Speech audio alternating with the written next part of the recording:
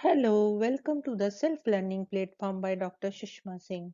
Today we start Unit 8 Citizenship with topic Group Differentiated Citizenship.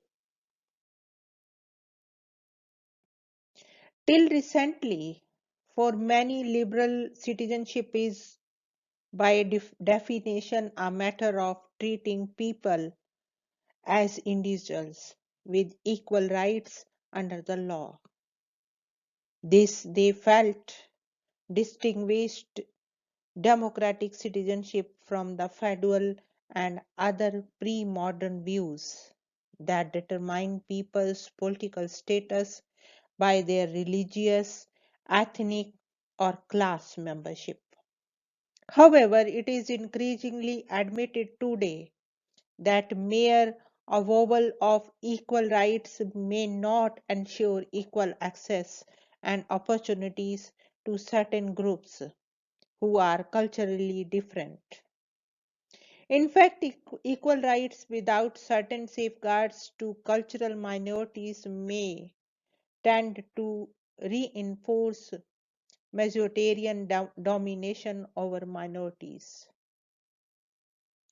Group differentiated citizenship qualifies citizenship by cultural belonging. It sees citizenship as constituted by both equal rights and differences. A society allowing group differentiated citizenship appreciates the cultural differences in which equal and free citizens are anchored.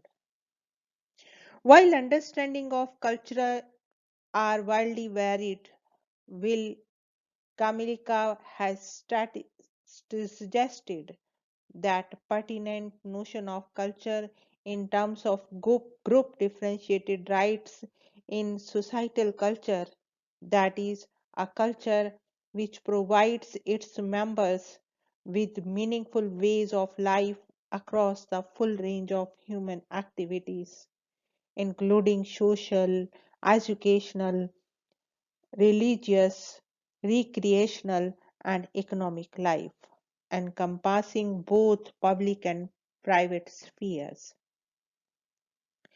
It is not merely shared memories or values, but also common institutions and values. Societal culture, according to him, is expressed in everyday vocabulary of social life and embodied in practices covering most areas of human activity, such as in schools, media, economy, government, etc. He argues that the culture has the capacity to survive in modern times only by becoming a societal culture. Citizenship is deeply bound with such societal culture, and citizens, through their activity, shape and reshape this culture. Societal cultures play a major role in enabling and promoting contexts of freedoms. Kamlika has suggested that freedom involves making choices among various options, and our societal cultures not only provides these options but also makes them meaningful to us. It is with this reference to culture that the value of practices comes to be understood. It is in the background of the cultural narratives and certain authoritative lines of appropriate conduct is marked for us. Conduct which of course can be subsequently revisited by exercise of our freedoms. This requires, according to the famous philosophers of law, Ronald Dworkin, protection of our culture from structural debasement or decay. The availability of meaningful options to people largely depends upon access to societal culture. Cultures are modes of life which are much more enduring, while there are instances of people making a successful transformation from one culture to another. This is not a reasonable option for a vast number of people. Of course, cultures are not sterile waters. They do undergo significant changes over time, but across these changes, they remain the self same culture. With liberalization and globalization, there has been a great interface between cultures, but it cannot be said that the coming together of cultures have made people less aware of their own. If anything, it has been just the contrary. Maglitz and Reyes has advanced two major reasons for the endurance of culture. The first, cultural membership provides meaningful options. According to him, familiarity with a culture determines the boundaries of the imaginable, and if a culture decays, the options and opportunities open to its members will shrink, become less attractive, and their pursuit less likely to be successful. The second reason is that self identity and recognition by others at a fundamental level depend on criteria of belonging and not as much on personal accomplishment. Social identification and belonging that arises from it is important to people. Dignity and self respect are deeply bound up with it. Cultural membership too makes one's accomplishments not as isolated instances but bounded with and reproducing an entire tradition. When institutions are leavened by culture, the participation of people in them becomes spontaneous and lively too. It begets relationships of solidarity and trust. However, people employing their freedoms do revise their attachment and belonging, and for a vast majority of people, the matrix of such a zone of belonging and exercise of their freedoms remains the nation state informed by societal culture. A societal culture is not uniform. It is constituted by diverse streams and autonomous culture. Often people access societal cultures through such streams and autonomous culture. The distinct identity embedded in these streams are shaped by such a culture, as they in turn shape it as a whole. Two ways of relationship are suggested between citizenship and its cultural embedment. The citizenship is an attribute independent of cultural identity. Citizenship as a group differentiated identity. Now let us move to the next point, that is citizenship as an attribute independent of cultural identity. Cultural identities constituted as communities uphold moral ideals that are supposed to hold good to all its members. Often they propose a comprehensive way of life, which is supposed to be the embodiment of what good life should be for one and all. It revolves around certain definitive conceptions of what is important and what is not important in life with regard to such fundamental issues such as sex, friendship, work, suffering, sin, death, and salvation. It provides definitive order and meaning to such issues. It ranks human qualities and orders aspirations in terms of hierarchy of ends. Communities assign stable and well known duties and responsibilities. There are unambiguous standards to evaluate conduct. Communities orient human desire to definitive channels. Communication in such communities acquires clarity and effectiveness due to sharing in common a range of background assumptions.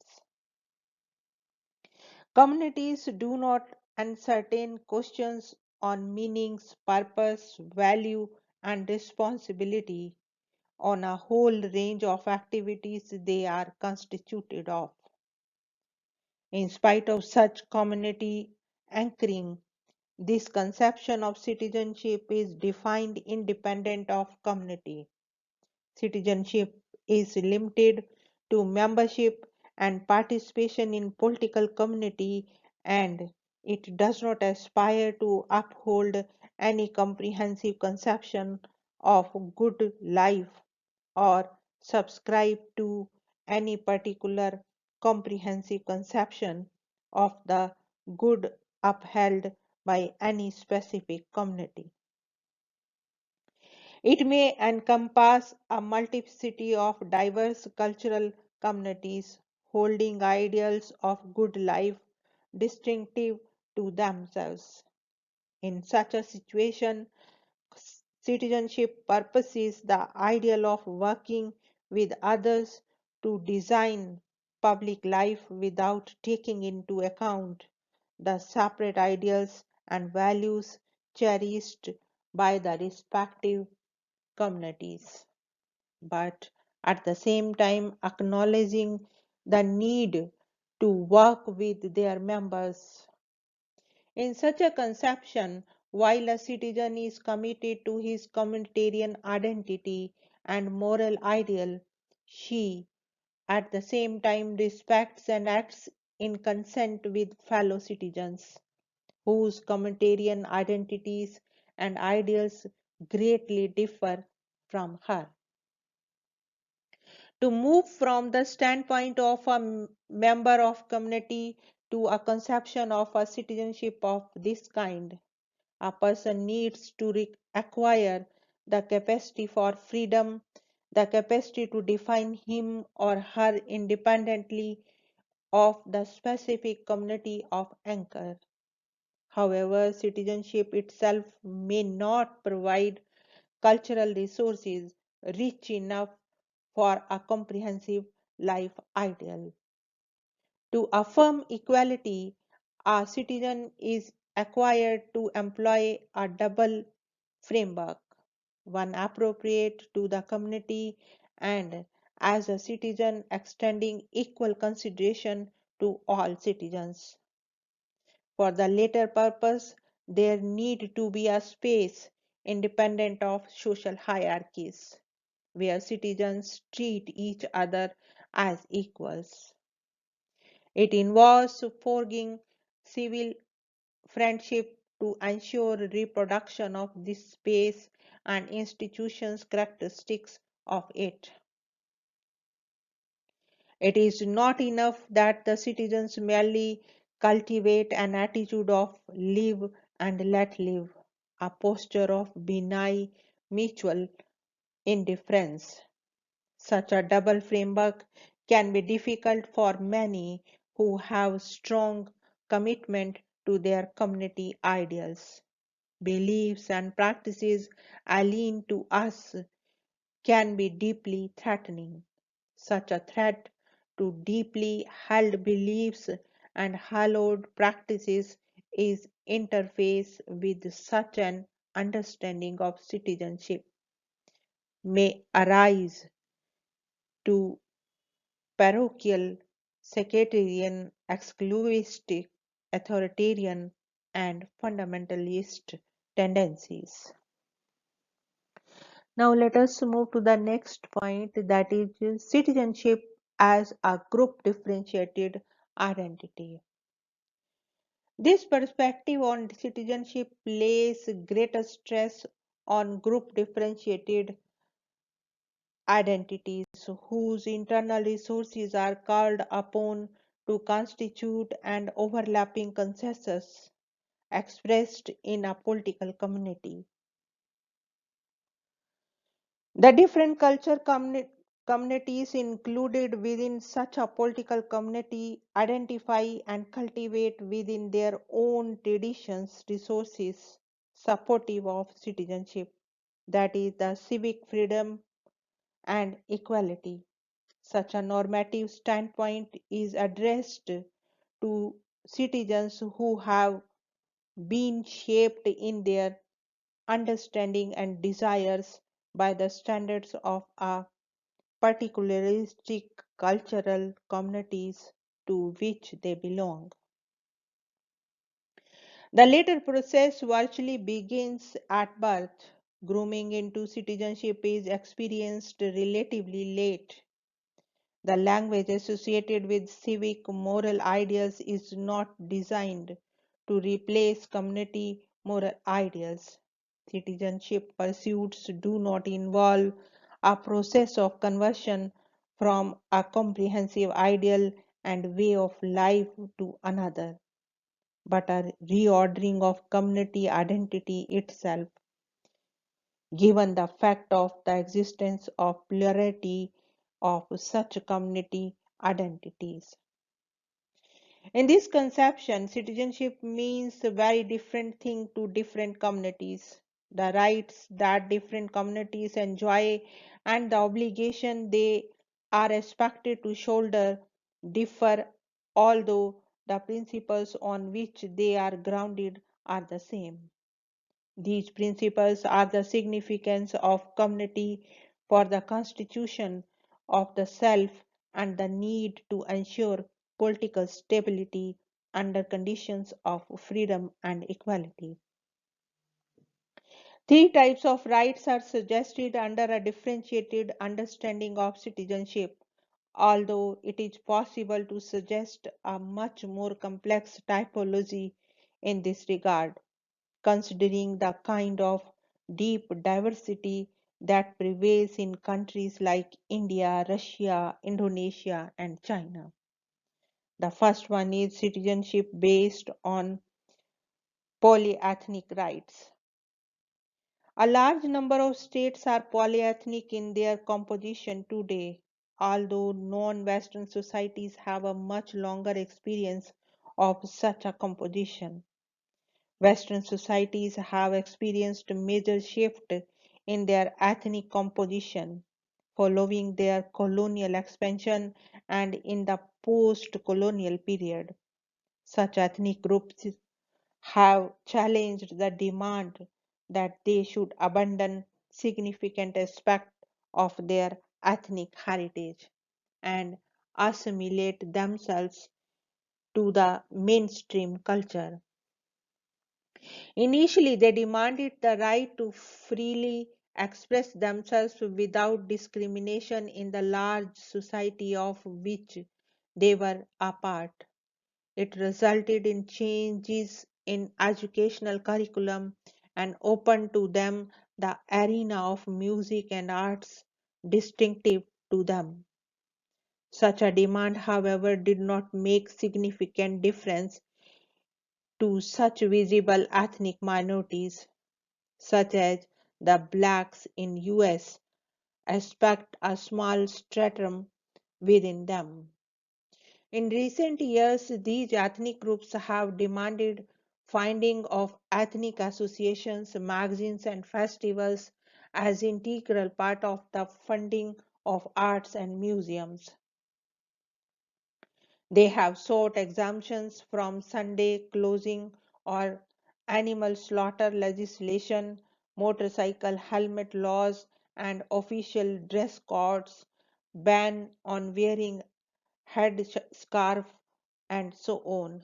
These are stronger ethnic claims. The second one is special representation rights.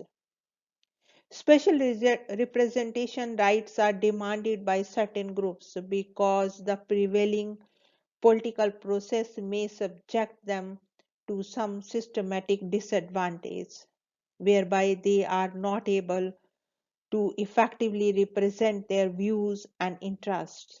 In India, Dalits have demanded special representation rights on this ground, while the Adivasis have demanded them along with ethnic rights.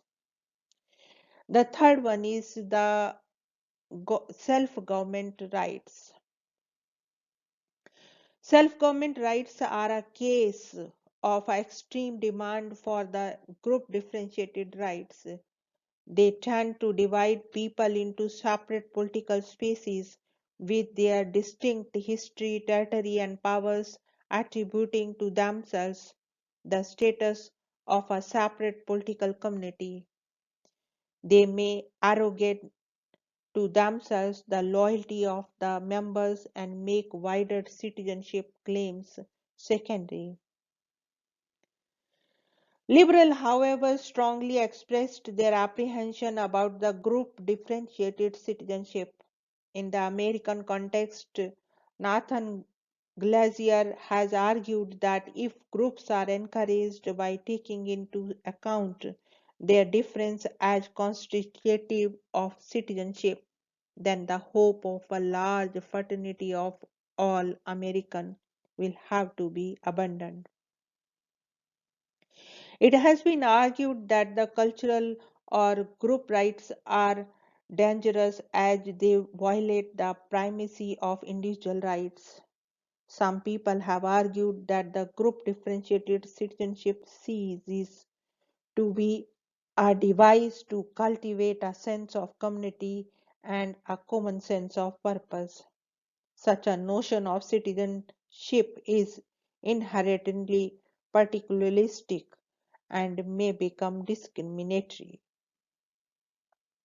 It is felt that if citizenship is differentiated, if no longer provides a shared experience or common status, people differentiated citizenship requires representation of the group and group leader rather than citizens themselves being invested with such rights.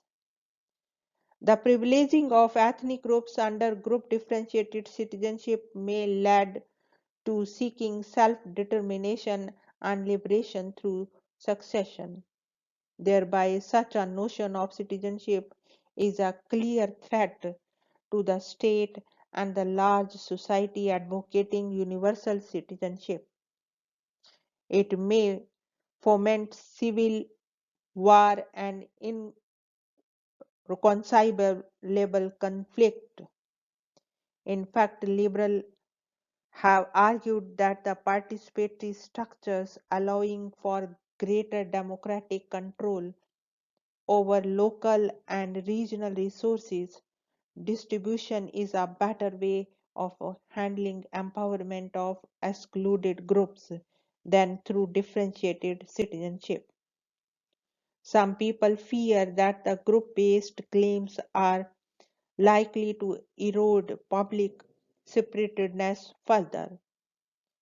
They are likely to impede the integration of minorities and immigrants, keeping them in their different origins rather than their shared symbols, society, and future. Most of these criticisms apply to extreme cases and on a doctrine understanding of citizenship rights and obligations.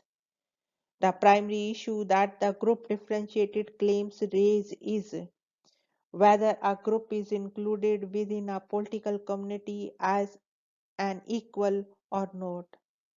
If they are excluded or partially excluded, members of such groups cannot lay much claim to equal rights.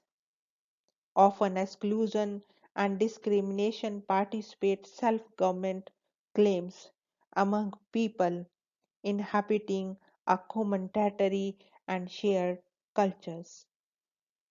Self-government and self-determination demands are largely confined today to cultural groups claiming a distinct nationhood. Sometimes, however, the border line between the excluded groups occupying a distinctive territory, making demand for self-government and national self-determination remains very thin. Now let us sum up the unit. Citizenship is a highly valorized theme in recent political writings and concerns. A number of political developments in our time have contributed to this heightened interest in citizenship. While the notion of citizenship may go along with a great deal of economic and social inequalities, the level playing field it suggests on the basis of equal rights may make such inequalities an issue of target of concerned citizens. Many social movements of modern time have striven not merely for the inclusion of excluded social groups into the body of citizens but also for extending and expanding the zone of equal rights. In spite of such strivings, the notion of citizenship remains deeply ambivalent. Liberal tends to stress on the equality and freedom of citizens. Marxists, however, are not very enthusiastic regarding citizenship as they feel that it is a device employed by the capitalist state to restate social relations of classes as relations of citizens. They, however, feel that the citizenship as a political device can be of immense use in activating social agents to subject public institutions to a critique and search for alternatives. In spite of ambiguities in which this concept is caught, there is a widespread agreement that the zone of citizenship be enlarged. This concern for the expansion of the zone of rights has brought within its fold cultural communities and political minorities who have sought a range of rights specific to their predicament. They have argued that along with equal rights, their specific differences be taken into account in ordering political communities and their institutions. Citizens' concerns are closely related to some of the most important issues under public debate today, such as civil society, participatory democracy, and civic responsibility. The altered role of the state under conditions of globalization and liberalization invokes citizenship for the health of the polity. Further, the horizon of citizenship is no longer limited to membership of the nation states any longer. Cultural and doctrinal attachments are increasingly brought into mark a level playing field to citizens otherwise deeply divided in terms of their cultural attachment. Here we wind up the today's lecture and we have come to the end of the unit. Thank you so much for your attention.